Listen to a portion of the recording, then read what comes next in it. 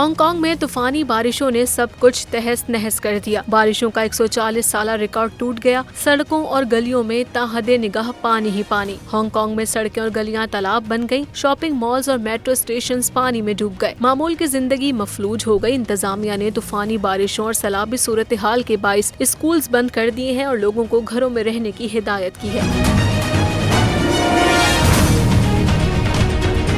इंतजामिया की जानिब से बताया गया है कि मुख्तलिफ इलाकों में सैलाब में फंसे लोगों को निकालने के लिए रेस्क्यू अमल भी जारी है और गुज़िश्ता 24 घंटों में 82 लोगों को अस्पताल मुंतकिल किया गया है, जबकि लैंडस्लाइडिंग से जमीनी रास्ते भी मुनक़ता हो गए हैं। हांगकांग के ऑब्जर्वेटरी के मुताबिक शहर में जुमेरात से लेकर अब तक 158 मिलीमीटर से जायद बारिश रिकॉर्ड की गई है। मौसमियाती ब्यूरो ने इंतहाई शदीद बारिशों के खतरे के पेश नजर ब्लैक रेन स्टॉर्म वार्निंग जारी कर दी है।